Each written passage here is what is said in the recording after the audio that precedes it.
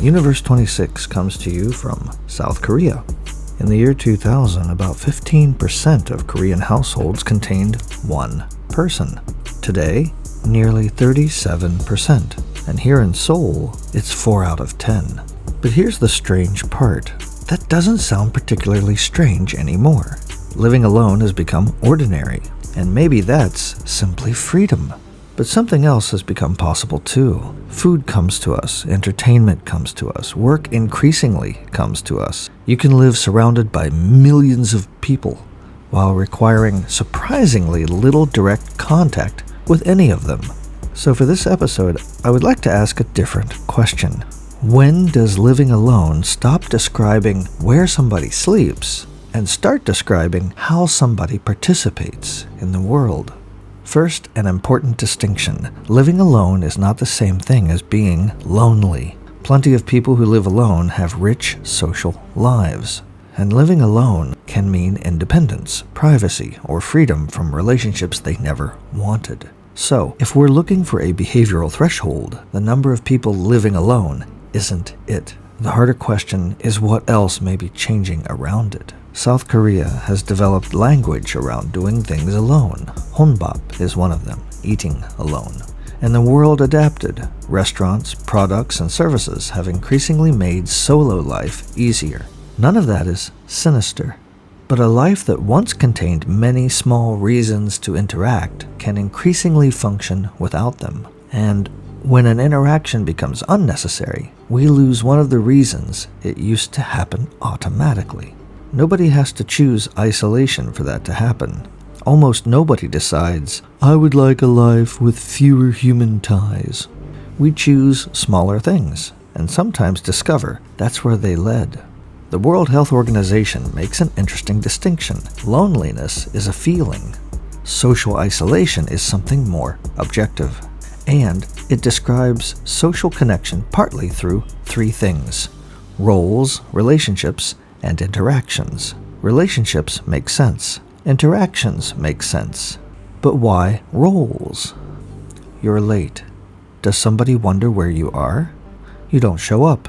Does somebody notice? Maybe that's what a role does. It gives your presence somewhere to matter. Those little expectations can sometimes feel like obligations.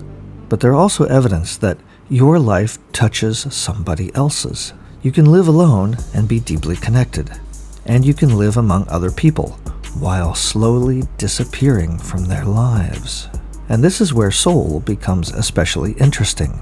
A city survey found 54,000 young people, aged 19 to 39, living in what it classified as extreme withdrawal, rarely leaving home for at least 6 months, while not working, looking for work, or studying.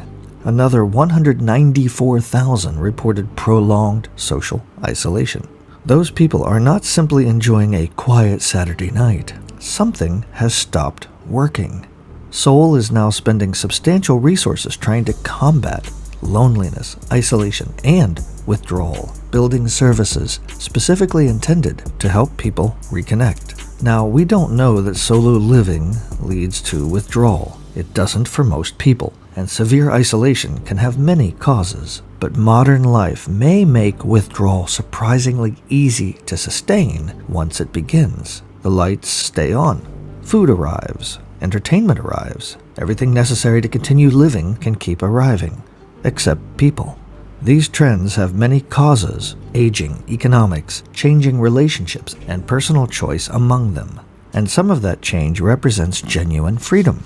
The behavioral threshold isn't supposed to tell us that change is bad. Old ways aren't healthy simply because they're old, and new ways aren't dysfunctional simply because they're new.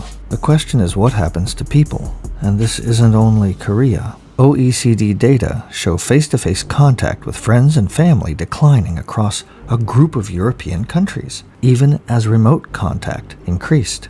That doesn't prove that these changes are all part of the same story. But at what point are we allowed to ask whether they might be?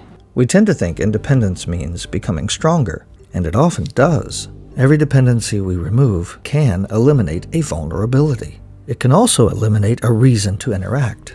You don't have to ask. You don't have to compromise. You don't have to wait for somebody. You don't have to depend on them. And they don't have to depend on you.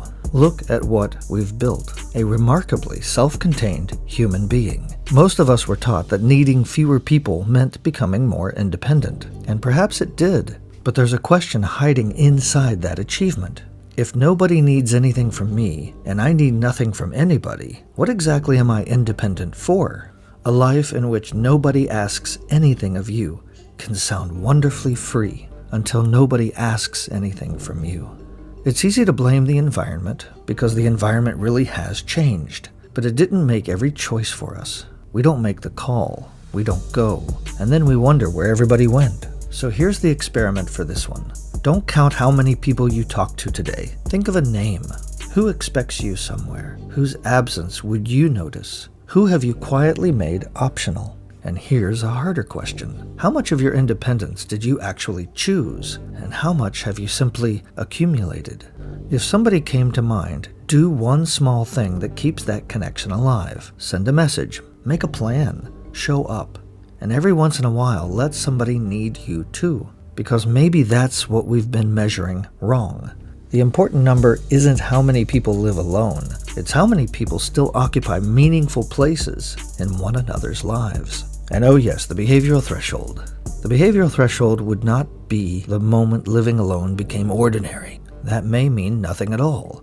The behavioral threshold is the moment having fewer of those ties became ordinary and stopped looking like anything had been lost.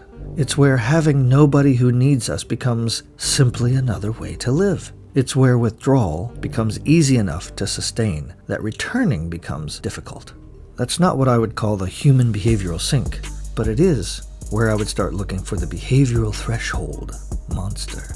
We spend generations making it possible for people to live more independently. Much of that was an extraordinary achievement.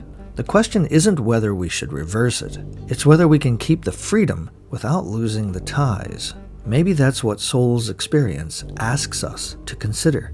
Not whether living alone is good or bad, but whether a society can become better at supporting independence, while some of its people become harder to connect.